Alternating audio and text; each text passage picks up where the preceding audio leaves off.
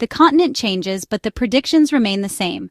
Montreal presents itself as the perfect hunting ground for McLaren, which, although coming off a 1-2 on the sweeping curves of the Circuit de Catalunya Barcelona, has shown that low-speed corners and agility over curbs are among its many strong points. Max Verstappen's goal will be to contain both his championship points deficit and the penalty points on his license, while Ferrari faces a confrontation with itself.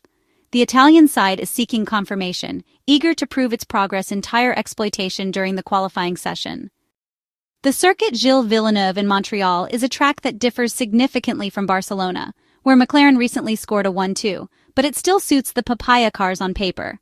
Montreal is the classic stop-and-go circuit, full of straights requiring low-downforce setups, interrupted by heavy braking zones and sharp accelerations, rewarding braking stability and traction efficiency. It is no coincidence that Brembo ranks the circuit as one of the toughest on the braking system. The particularly low average lap speed, under 215 km per hour, reflects the abundance of slow corners, 3 taken at under 100 km per hour, and another 3 below 150. McLaren is eyeing a starring role this weekend, aware that the fierce accelerations from low speeds will especially stress the rear tires, which the MCL39 has proven adept at managing. Moreover, between Bahrain, Miami, and Monaco, the papaya car also stood out for its agility in slow sections. This is the result of a deliberate design philosophy, preferring a car that can run slightly higher off the ground with softer suspension, sacrificing peak aerodynamic load in high-speed corners but gaining mechanical grip at low speeds.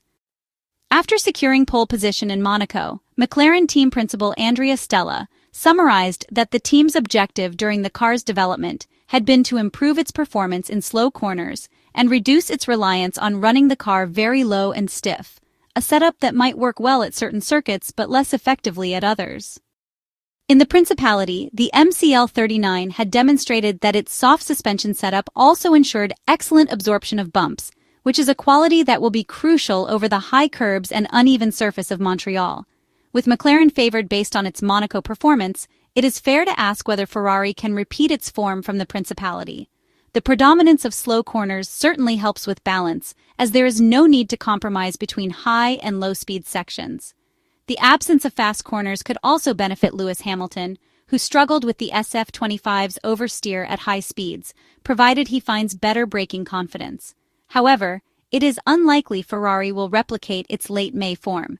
In Montreal, the average lap speed is about 40 km per hour higher than in Monaco, and the car experiences greater aerodynamic forces, pressing it harder to the ground.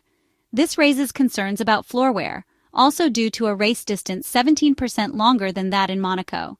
The fear is that Ferrari might be forced to stiffen the suspension and sacrifice mechanical grip, once again suffering in those slow corners that have been the car's weak point since the start of the 2025 Formula One season.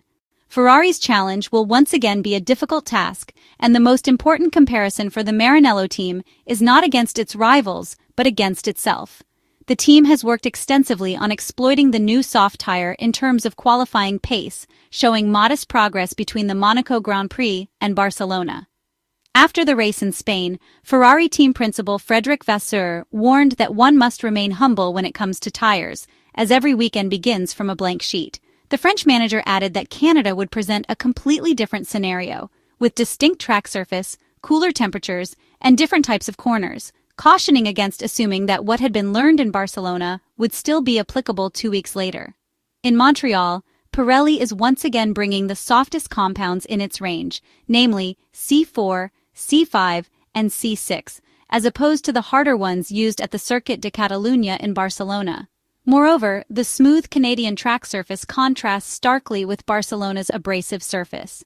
At Imola, teams and drivers struggled to unlock the potential of the new C6, which suffered significant deformation through the Italian track's fast corners. This could be less of an issue in Canada, where peak lateral acceleration is below 3.5 g compared to the 4.5 g seen in Italy. However, the consistency of the tire under violent and repeated longitudinal forces will need to be assessed. On the other hand, the lack of fast corners makes it very difficult to balance front and rear tire temperatures, as they work alternately in braking and traction phases, making Montreal an ideal proving ground for Ferrari's one-lap approach. Things don't look particularly bright for Red Bull, aware that keeping pace with McLaren in slow corners, their natural habitat, will be tough. Max Verstappen's priority will be to limit damage while waiting for more favorable tracks, also avoiding any more penalty points that could trigger a race ban. The Dutchman might, however, benefit from any intra-team battles between Lando Norris and Oscar Piastri, as neither has consistently asserted dominance over the other in qualifying. Mercedes is also under the spotlight, welcoming the cooler temperatures expected in Canada.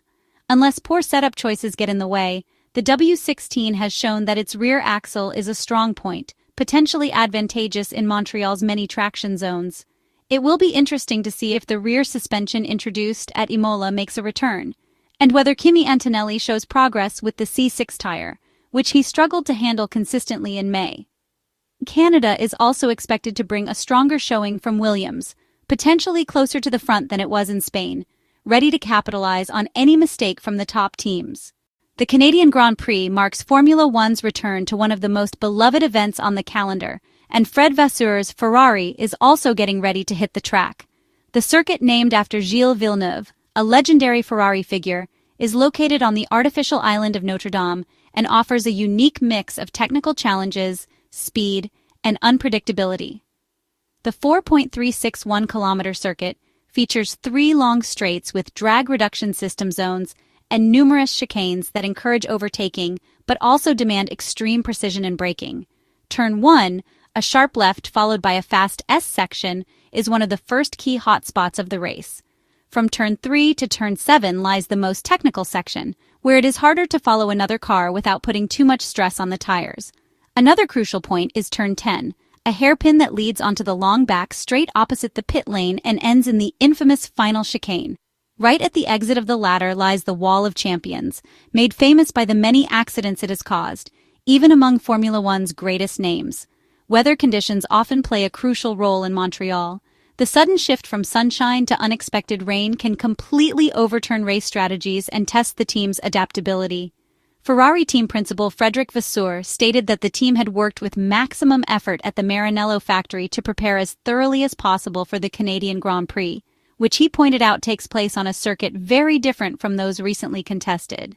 The French manager noted that they were coming off a series of races in which progress had been made in both performance and execution, particularly on Sundays.